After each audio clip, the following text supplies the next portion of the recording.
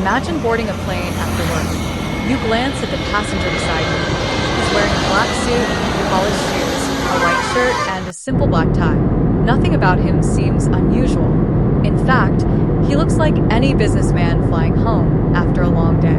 But within the next few hours, that ordinary-looking man would hijack an airplane, demand $200,000 in cash, force the FBI into one of the largest manhunts in American history, and then jump out of the plane at 10,000 feet, in the middle of a violent rainstorm, never to be seen again. No body, no parachute, no confession, no arrest. More than 50 years later, nobody knows who he really was. This is the unbelievable true story of the man the world remembers as D.B. Cooper. It was the afternoon of November 24th, 1971. Thanksgiving was only one day away. Airports across America were crowded with families trying to reach home for the holidays. At Portland International Airport, a quiet middle-aged man approached the Northwest Orient Airlines ticket counter. He wasn't in a hurry. He didn't seem nervous. He simply asked for a one-way ticket to Seattle. The ticket cost just $20. He paid in cash. On the reservation, he gave a name, Dan Cooper. No one questioned it. Back then, airport security was almost non-existent. There were no metal detectors, no body scanners, no ID checks. You could simply buy a ticket and walk onto an airplane. Exactly what Cooper did. Flight 305 wasn't a huge jet. It was a Boeing 727 carrying just 36 passengers. To everyone on board, it looked like an ordinary flight. Cooper chose seat 18C, near the back. He ordered a bourbon and soda, lit a cigarette, crossed one leg over the other, and quietly watched passengers board. Nothing seemed strange. The flight attendants later described him as polite, calm, soft-spoken, not angry, not emotional. If anything, he seemed incredibly confident, like someone who already knew exactly how the day would end. A few minutes after takeoff, one of the flight attendants, Florence Schaffner, walked down the aisle collecting tickets. As she passed Cooper, he handed her a folded piece of paper. She smiled politely. Without reading it, she slipped it into her pocket. At that time, it wasn't uncommon for businessmen to pass their phone numbers to flight attendants. She assumed it was just another flirtatious note. She kept walking. Then Cooper leaned slightly toward her and quietly said, "Miss, you'd better read that note." She stopped, Opened it, and instantly froze. Written neatly across the paper were chilling words. "I have a bomb." For a moment, time seemed to stop. Her heart raced.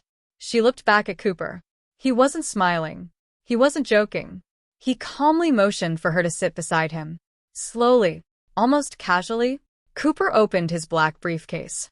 Inside, She saw 8 red cylinders connected by wires, a large battery, and what appeared to be a detonator.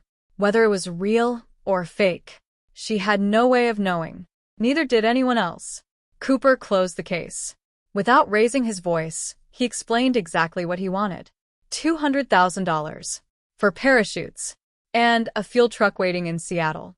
No tricks, no heroes, no police interference. Otherwise, the bomb would explode. The cockpit was informed immediately. Within minutes, the pilots contacted air traffic control. Soon, the message reached the FBI. Panic spread behind the scenes.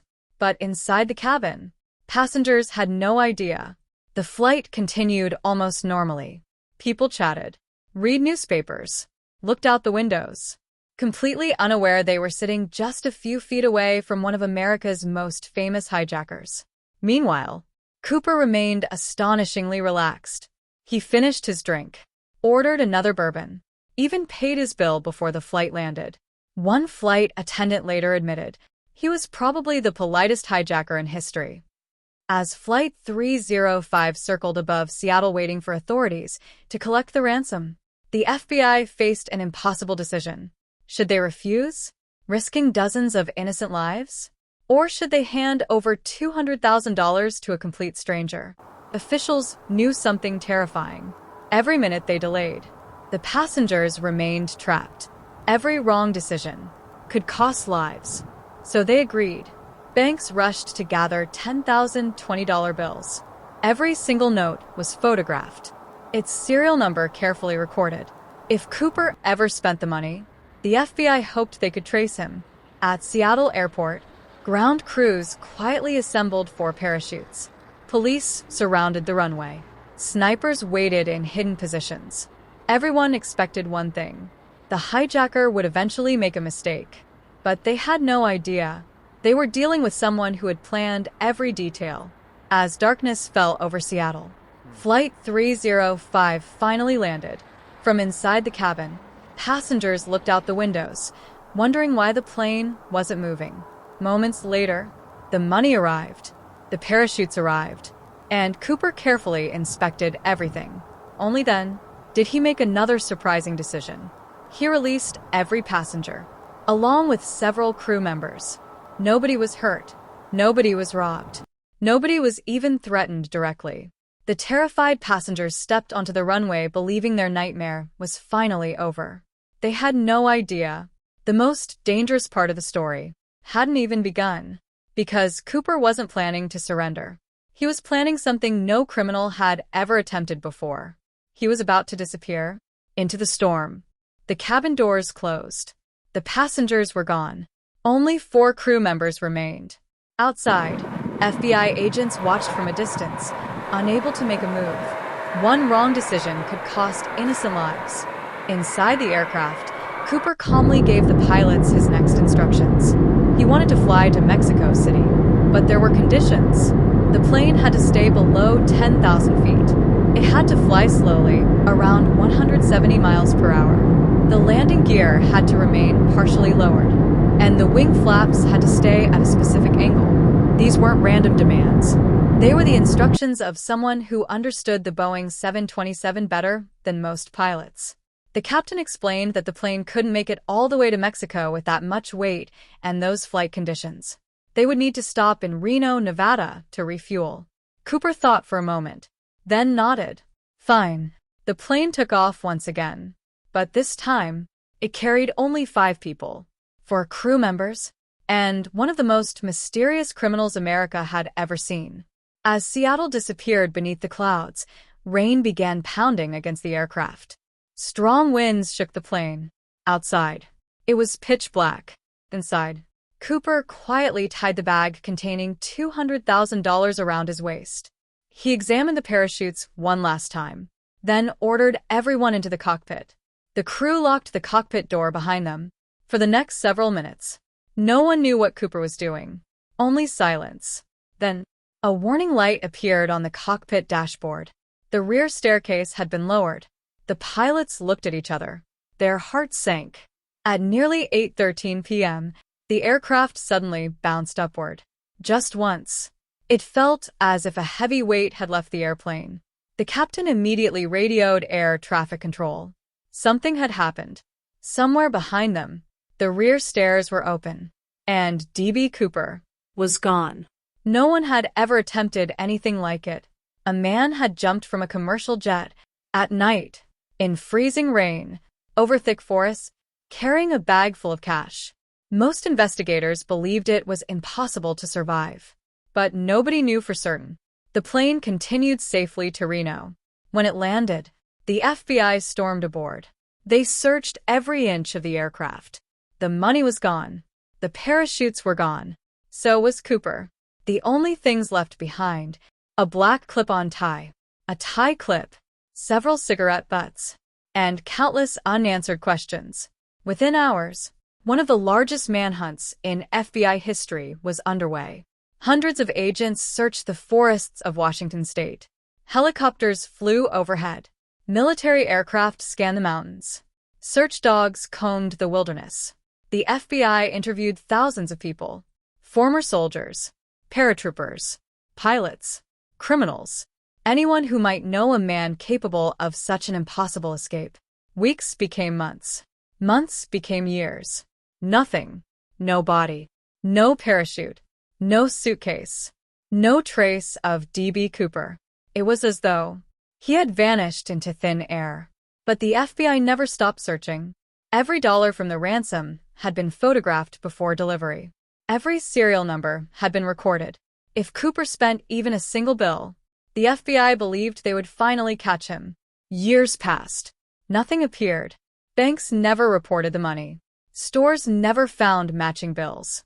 It was almost as if the ransom had disappeared with him. Then, Nearly 9 years later, everything changed. On a cold February afternoon in 1980, an 8-year-old boy named Brian Ingram was camping with his family along the banks of the Columbia River. As children often do, he started digging in the sand. Suddenly, his hand touched something unusual, a bundle of old $20 bills. Then another, and another. Altogether, nearly $5,800 in badly decayed cash. The serial numbers matched the D.B. Cooper ransom exactly. The discovery shocked investigators. How had the money ended up there? Did Cooper bury it? Did floodwaters carry it? Had he died nearby? Or had someone placed it there years later? No theory could explain everything. The mystery only grew deeper. As technology improved over the following decades, the FBI re-examined every clue. They tested fingerprints, analyzed DNA, studied the tie Cooper left behind. Experts even discovered tiny particles of rare metals on the tie: titanium, cerium, specialized industrial materials. This suggested Cooper may have worked in aerospace manufacturing or in a high-tech metal industry. It was the strongest clue investigators had ever found. Yet, it still wasn't enough to identify him. Over the years, hundreds of suspects emerged: a military veteran, a skydiving instructor, a former airline employee, a professional criminal, even ordinary businessmen whose families believed they had been living secret lives. Books were written. Television documentaries aired. Private investigators spent decades chasing new leads. Every suspect seemed convincing, until one crucial detail failed. None could be proven to be D.B. Cooper.